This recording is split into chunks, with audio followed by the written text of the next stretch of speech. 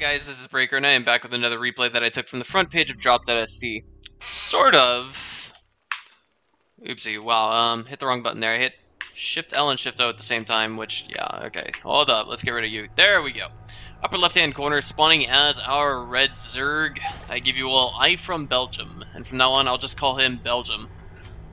In the lower right-hand corner, spawning as our Blue Protoss, I give you all StarNaN. This is obviously not my first time playing StarNaN. He is of course a pro player. He belongs to a team whose clan tag I've seen before. It's just that I forget what the hell it stands for, and it's right on the tip of my tongue because I've seen really good players in this clan before. Anyway, I'm not gonna give that too much thought, but it's alright, I guess. Belgium, however, I think maybe, I guess you could say the hometown hero in this matchup, if that makes sense. And by hometown hero, I mean perhaps the uploader of this replay for whatever reason. It's not every day that you get to play against a pro league or a pro league. Wow, I almost said pro league player. That, of course, doesn't happen every day either. But you know, I think most of them would stick to the Korean server for simply ladder practice, playing against the what's the word I'm looking for? Playing against the standard, if you will. I mean, basically, the Korea server, it's the world standard for pro gamers. I mean, if it's any server that you want to train on, it's the Korean server, and I'd say it's even worth shelling out a couple $1,000s to go to a training house just to get the chance to play on it and get into Masters League, or at least get into maybe somewhere close to GM.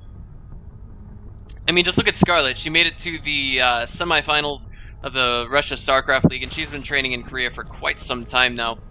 I actually had the pleasure of casting her yesterday morning at the RipMix Russia StarCraft League, but, you know. It's just one of those things. I'm kind of going off on one of my ramblings right now, since we are in the middle of the, I guess you could say, the macro time in the game where, you know, I simply find something to talk about and fill time with. Looks like we have StarNaN going for a Nexus before Forge. Bit of a brave opener, but I think it's perfectly acceptable considering he didn't actually throw down a pylon to block his opponent. And this is basically where we're going to take things into about the 5-minute mark before we see any real super big aggression. Now, what to talk about in the meantime? Well, right now my passport is somewhere in Houston right now. And that's kind of redundant. Redundant statement is redundant. Anywho. My passport is presently somewhere in Houston, either with or not with the Republic of Korea consulate. I actually read quite a few bad things about them on local.yahoo.com, like them holding onto one guy's passport for 4 months and not giving it back, but I'm not too particularly worried right now. I'll give them a call back on Monday and make sure everything is correct, make sure everything is verified, make sure nothing is wrong, that kind of thing.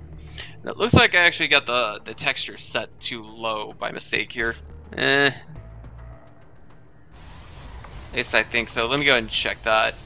Like right now, let's hit F10 options. Yeah, let's go ahead and put that on medium. I guess there's no problem with that. Yep, and no restart necessary. Okay. See, I don't know. I guess it's something about the creep surrounding this one hatchery right here that really does it. If you get my drift. But again, I'm not too particularly worried about it. And the Lings are just going to start working away at these rocks. I'm not entirely sure why.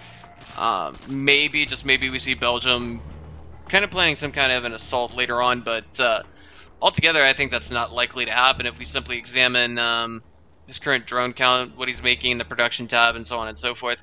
He doesn't even have double gases, of course. That indicated he was going for a third, which the probe did scout. And considering it went down about 80 seconds ago, it's rather timely. If it's 90 seconds ago, that puts it at 1 minute and 30 seconds ago, so that means about 4 minutes, more or less, it went down. Perfectly timely. Now, I think we're going to see StarNaN put some tech here. Typically, what we'll see is maybe a Stargate, maybe a Dark Shrine, maybe a Twilight Council. In this kind of position, that's just what this particular pylon screams to me. And presently, we don't have Belgium with a properly placed scouting overlord. Now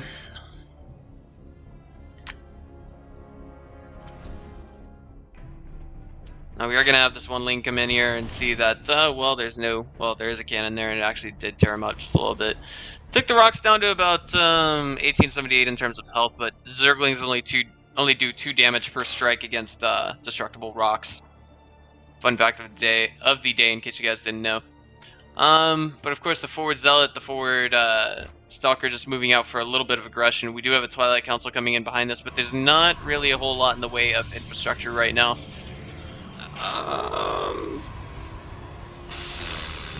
Yeah. So far so good. Okay, so the pylon going down on the high ground. I think it's possible we could actually see some aggression here, but it depends entirely on the tempo of how this first wave of attacks works out. The Zealot's gonna fall. Stalker's still alive. We have Warp Gate Tech about 15 seconds away from finishing. StarNan's timing just a teeny bit sloppy, but of course he does have a Dark Shrine going down with that. And, I mean, you know, I think using the DTs and turning them into Archons will definitely help. But, just using them straight up to turn into DTs might not so much help, and that Dark Shrine's like 60 seconds away from finishing. There could have been a warp-in of, say, some Zealots to actually help out there, and 3 pylons now going down, 2 of them being cancelled. I think StarNaN is trying some kind of a forward aggression with DTs, of course, again, not gonna overcommit too much. Doesn't want to spend too many resources because that could actually be quite critical in this stage in the game. We have a Protoss that's on 2 base tech, or 2 base economy, which means they don't really have the money, they don't really have the, what's the word I'm looking for, the pizzazz to spend however they want, whenever they want, and so on and so forth. But now we got 4 Roaches and 3 Speedlings, a lot more everything in the mix now, and I think we're going to see Belgium hold this for the time being. As he is kind of driving back the Stalkers and the Zealots, we do see another warping of Zealots, and the Roaches, though they're slow off creep and the Stalkers can Infinikite them, I'm pretty sure we can see Belgium thinking to himself, okay, well, this guy's got, what is it? This guy's got, he's just throwing away minerals at me. What is he saving all of that money for? And this must have answered his question by now, as he does see some kind of a warp in, and a bunch of invisible units at that. He does have detection at the third. He's going to make an Overseer just in case. Those 3 Roaches! Oh, jeez! That one DT slipped by them. It's going to go into the main. There's 3 DTs at the third. But of course, we're going to see the Overseer come in just in time for it to get saved, I think. But will the third stay alive? It will. Okay, so we have another Spine Crawler in the makes, and all the drones being pulled off of the main. Overseer finishing in the main as well. And there we go. It looks like we're going to have, you know, Belgium taking relatively little in the way of losses. I mean, StarNan's actually curious. He says HP. like this is League of Legends or something. It's in case you guys didn't know, it says hatch HP. Okay, in case you guys didn't know, this is a custom in League of Legends. He wants to know how much HP is left on that hatchery. 250 is what he says, but it's actually closer to 300. It's a custom in League of Legends. Like when you blame yourself for doing this or that thing wrong in League of Legends, like say your ADC goes up against the enemy team's ADC. It's a 1-for-1, and they're so close to killing each other, but ADC 1 loses to ADC 2. Well, ADC 2, or ADC 1 will ask how much HP, and then ADC 2 might be nice and say 6 HP. The other one might say maybe 13 HP or something along the lines of that. But for the time being, it looks like we're going to have StarNaN try another offensive. This one's going to be well-rounded, a little bit well-rounded, actually. Fully well-rounded doesn't quite work out, but we're going to see for now 3 Zealots and a DT, I think, flying into the main of Belgium. He's got some static up, but 1 Spine Crawler is not enough to take on 3 Zealots. Might take down 1 or 2 if it's lucky, but that DT coming into the mix is really going to add to the DPS. Alright, so the Roaches still slow, never actually getting glial reconstitution, I think. No, they never had speed, and back at home, the RAS is taking place. The Spine Crawler falls. Micro picking up that Spore Crawler, and it looks like the DT is still alive and all that mess, but overall I think we're going to see Belgium holding the next attack with his Zerglings, and that's all he's going to need, but he's willing to throw away all of these Roaches just to get this third. Beautiful job at that, but now it's going to be straight up slow Roaches, Sloaches if you will, going up against all of these Force Field Sentries and an Immortal. I think, you know, if we see him focus down the Sentries, it would be good, but at the same time, focusing down the Immortal, I don't know about that. There's no Overseer in the mix here. It looks like it's actually clicking out, and the Roaches trying to do whatever they can. Meanwhile, the third gets rebuilt while the blood is still fresh on the ground from the Roaches clashing with the Immortal and the Sentries. But overall, I mean, Belgium still has a bit of a supply lead. He's actually switching to Hydras now in the background, which I really like. I'll get to that in just a minute, as we do still have this drop going down in the main. Zealots take down the Queen. The detection's still there. The Hydras can probably shut down that War Prism, and they do. So overall, firm hold by Belgium.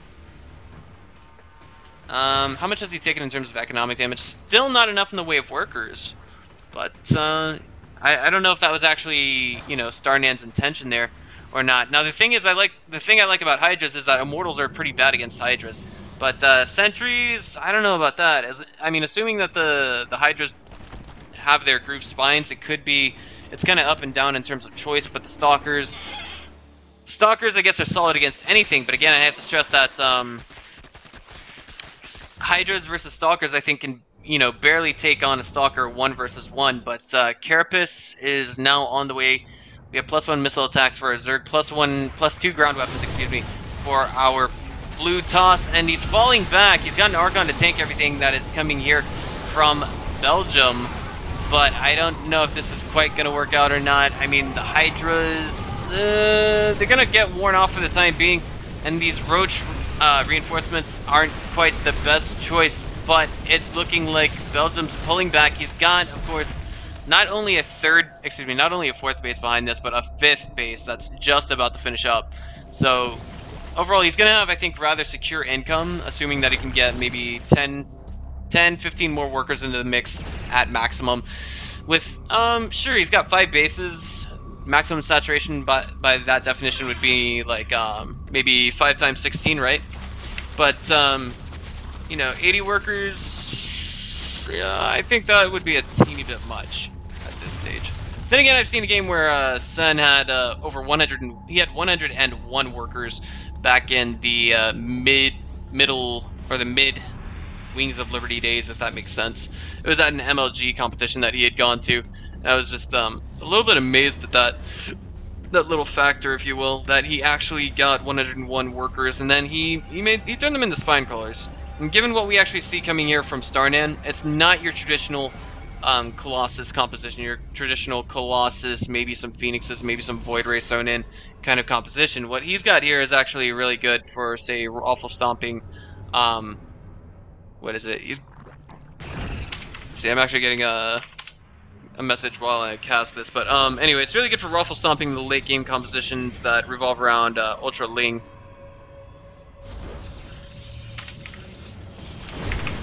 And that's about Max Head and Jim. But for right now, I'm just gonna go ahead and hit Control Shift C. Oopsie, didn't mean to do that. Okay. That takes away the chat, in case you guys didn't know. In case you guys couldn't tell by now, my specialty in casting is actually the China and Taiwan scene, because I really feel that those scenes need an English caster to represent them, and I'm doing my damnedest to do whatever I can to get to the next Neo TV Star League, or the next big Chinese StarCraft 2 event. But here we go! Huge engagement, as we have the Archons kind of trying to storm forward, as well as the Zealots with their charge. They actually take a while getting into the fight, but we have another Warp-In wave coming in from Belgium, actually just having a bit of a difficult time holding, but ultimately is able to push this back just a teeny bit by the might and means of these unstimmed Zerg Marines. I hope that made sense to you guys, because of course part of casting is not so much actually analysis, but just being a personality that people can like, and that was a little bit poetic for my liking, but yeah. After this, I'm gonna go get my hair cut and you know, get ready for my grandfather's wedding tomorrow. He's getting remarried after my grandmother passed away, but don't worry about that, guys. Yeah. You know, you only live once. I think my grandma would be okay with that. Sorry, the random stuff I talk about in the middle of a StarCraft replay. What can I say?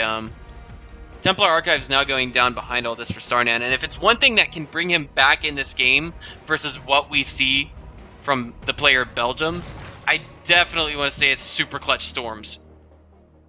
It really can turn the game around. Honestly, especially versus this many Hydras.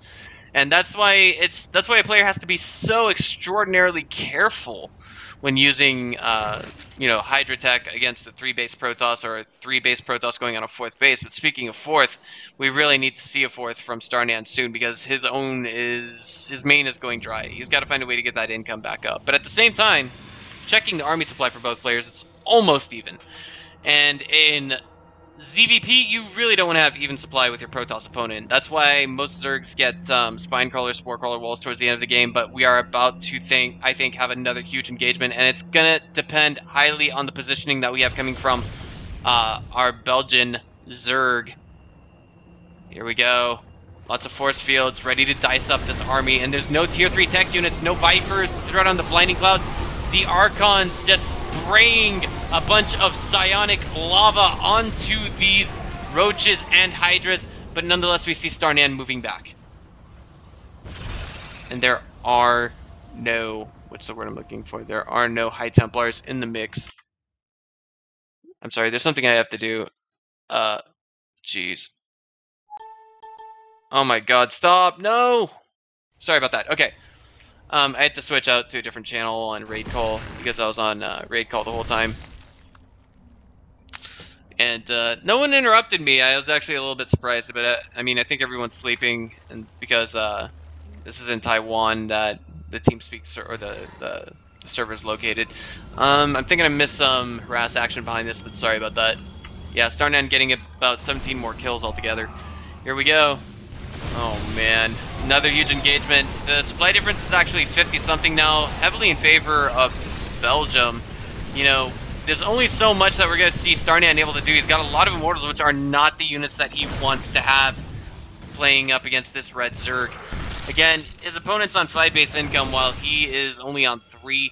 Now, basically 2, actually. 1.5 now, as we see his natural mineral line going dry. StarNaN not able to expand, not aiming to expand either. You know, it's so simple. All you have to do is kill that 4th Overlord that's spreading creep and then take your 4th. But I think what we see Belgium doing is he's simply so far ahead that he knows what he's doing now, and he knows that he almost can't lose, really. But here we go. This looks to be one of the penultimate engagements. Roaches tanking for those Hydras as they are adding their absurdly high DPS into the mix.